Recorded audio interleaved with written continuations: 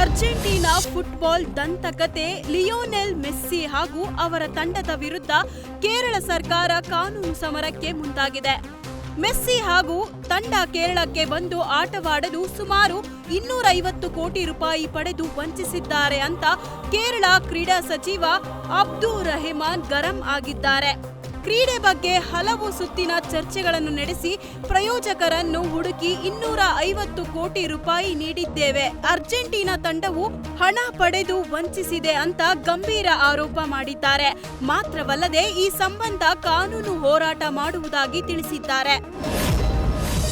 ಮಾಜಿ ಜಿಲ್ಲಾ ಪಂಚಾಯತ್ ಸದಸ್ಯ ಯೋಗೇಶ್ ಗೌಡ ಕೊಲೆ ಪ್ರಕರಣದ ತೀರ್ಪನ್ನು ಜನಪ್ರತಿನಿಧಿಗಳ ವಿಶೇಷ ನ್ಯಾಯಾಲಯ ಏಪ್ರಿಲ್ 9ಕ್ಕೆ ಕಾಯ್ದಿರಿಸಿದೆ. ಸದ್ಯ ವಿಚಾರಣೆ ಮುಗಿಸಿ ತೀರ್ಪಿನ ದಿನಾಂಕವನ್ನ ನಿಗದಿಪಡಿಸಿದೆ. ಕಳೆದ 6 ತಿಂಗಳಿಂದ ನಿರಂತರ ವಿಚಾರಣೆ ನಡೆದಿದ್ದು ಏಪ್ರಿಲ್ 9ರಂದು ವಿನಯ್ ಕುಲಕರ್ಣಿ ಭವಿಷ್ಯ ನಿರ್ಧಾರವಾಗಲಿದೆ. ಮತ್ತೆ ಜೈಲೋ ಅಥವಾ ಖುಲಾಸೆಯೋ ಎಂಬುದನ್ನ ಕೋರ್ಟ್ ನಿರ್ಧರಿಸಲಿದೆ. ಇಂದು ಪೊಲೀಸ್ ಧ್ವಜ ದಿನಾಚರಣೆ ಹಿನ್ನೆಲೆ ಬೆಂಗಳೂರಿನ ಕೋರಮಂಗಲ ಕೆಎಸ್ಆರ್ಪಿ ಮೈದಾನದಲ್ಲಿ ಪೊಲೀಸ್ ಅಧಿಕಾರಿಗಳಿಗೆ ಪದಕ ವಿತರಣೆ ಕಾರ್ಯಕ್ರಮ ನಡೆಯಿತು. ಕಾರ್ಯಕ್ರಮದಲ್ಲಿ ಇಲಾಖೆಯಲ್ಲಿ ಪ್ರಾಮಾಣಿಕವಾಗಿ ಶಿಸ್ತಿನಿಂದ ಕೆಲಸ ಮಾಡಿದ 5 ಐಪಿಎಸ್ ಅಧಿಕಾರಿಗಳು ಸೇರಿ 153 ಪೊಲೀಸರಿಗೆ ಸಿಎಂ ಸಿದ್ದರಾಮಯ್ಯ ಪದಕ ವಿತರಣೆ ಮಾಡಿದ್ದಾರೆ.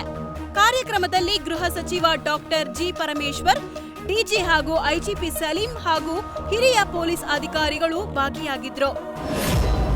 ಹಾಸನದ ಸರ್ಕಾರಿ ಹಾಸ್ಟೆಲ್ಗಳು ಅಕ್ರಮ ಚಟುವಟಿಕೆಗಳ ಕೋಪವಾಗ್ತಿರುವ ಅನುಮಾನ ವ್ಯಕ್ತವಾಗಿದೆ.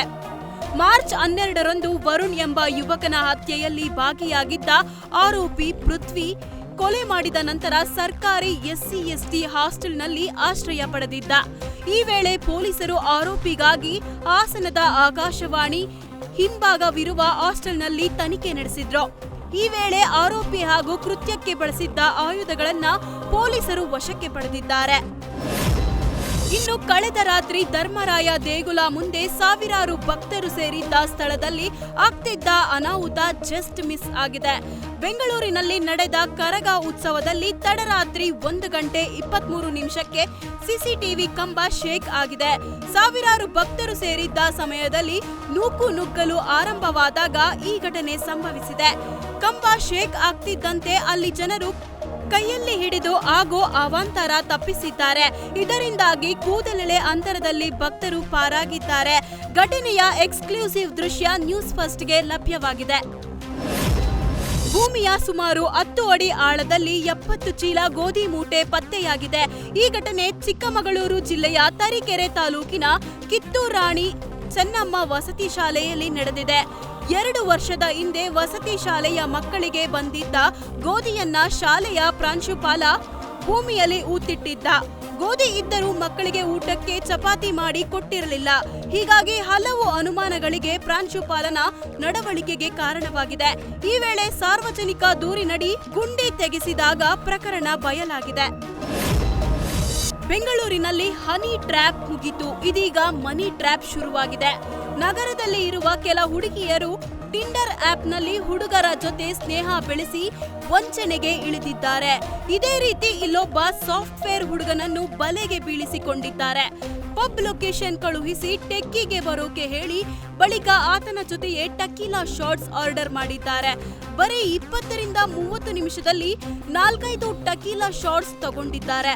ಆದ್ರೆ ವಾಶ್ರೂಮ್ಗೆ ಹೋಗಿ ಬರ್ತೀವಿ ಅಂತ ಹೋದವರು ಅಲ್ಲಿಂದ ಎಸ್ಕೇಪ್ ಆಗಿದ್ದಾರೆ. ಆದ್ರೆ ಪಬ್ ಸಿಬ್ಬಂದಿ 65,000 ಬಿಲ್ ಕೊಟ್ಟಿದ್ದಾರೆ. ಇದನ್ನು ಟೆಕ್ಕಿ ಕಟ್ಟಿ ಅಲ್ಲಿಂದ ತೆರಳಿದ್ದಾನೆ. ಇನ್ನು ಮತ್ತೊಬ್ಬನಿಗೂ ಇದೇ ರೀತಿಯಾದಾಗ ಆತ ದೂರು ಕೊಟ್ಟಿದ್ದು, ಆದ್ರೆ ಪೊಲೀಸರು ಅದನ್ನು ಸ್ವೀಕರಿಸಲಿಲ್ಲ. ಹೀಗಾಗಿ ಇದರ ಹಿಂದೆ ಪೊಲೀಸರು ಹಾಗೂ ಪಬ್ ಸಿಬ್ಬಂದಿ ಇದ್ದಾರೆನ್ನುವ ಸಂಶಯ ವ್ಯಕ್ತವಾಗಿದೆ. ಧಾರವಾಡ ಜಿಲ್ಲಾಧಿಕಾರಿ ಕಚೇರಿಯ ಕಾಂಪೌಂಡ್ ಬಳಿ ವಾಮಾಚಾರ ಮಾಡಿರೋದು ಬೆಳಕಿಗೆ ಬಂದಿದೆ. ದನವನ ಹುಣ್ಣಿಮೆ ದಿನವೇ ಡಿಸಿ ಕಚೇರಿಯ ಕಾಂಪೌಂಡ್ ಬಳಿ ಮೊಟ್ಟೆ, ಬಾಳೆಹಣ್ಣು, ವೀಳ್ಯದೆಲೆ, ನಿಂಬೆಹಣ್ಣು ಬಳಸಿ ವಾಮಾಚಾರ ಮಾಡಲಾಗಿದೆ. ಸದ್ಯ ಸ್ಥಳಕ್ಕೆ ಪೊಲೀಸರು ಭೇಟಿ ನೀಡಿ ಪರಿಶೀಲನೆ ನಡೆಸಿದ್ದಾರೆ. ಇತ್ತ 2 ಕ್ಷೇತ್ರಗಳ ಉಪಚುನಾವಣೆ ಹಿನ್ನೆಲೆ ಸಿಎಂ ಸಿದ್ದರಾಮಯ್ಯ ಅವರ ಪ್ರಚಾರ ಭರಾಟೆ ಜೋರಾಗಿದೆ. ನಾಯಕತ್ವ ಬದಲಾವಣೆ ಬೆನ್ನಲ್ಲೇ ಈ ಎರಡೂ ಕ್ಷೇತ್ರದಲ್ಲಿ ಕಾಂಗ್ರೆಸ್ ಗೆಲುವು ಸಾಧಿಸಿದರೆ ಸಿಎಂ ಸಿದ್ದರಾಮಯ್ಯ ಅವರ ಪಟ್ಟ ಮತ್ತಷ್ಟು ಗಟ್ಟಿಯಾಗಲಿದೆ. ದಾವಣಗೆರೆಗಿಂತ ಬಾಗಲಕೋಟೆಯಲ್ಲಿ ಚಾಪು ಮೂಡಿಸೋದಕ್ಕೆ ಸಿಎಂ ಸಿದ್ದರಾಮಯ್ಯ ಇನ್ನಿಲ್ಲದ ಕಸರತ್ತು ನಡೆಸಿದ್ದಾರೆ.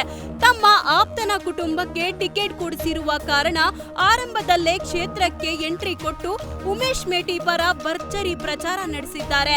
ಇತ್ತ ದಾವಣಗೆರೆಯಲ್ಲೂ ಬಿಸಿಲು ಎನ್ನದೆ ಕಾಲಿಗೆ ಚಕ್ರ ಕಟ್ಟಿಕೊಂಡು ಪ್ರಚಾರ ನಡೆಸಿದ್ದಾರೆ.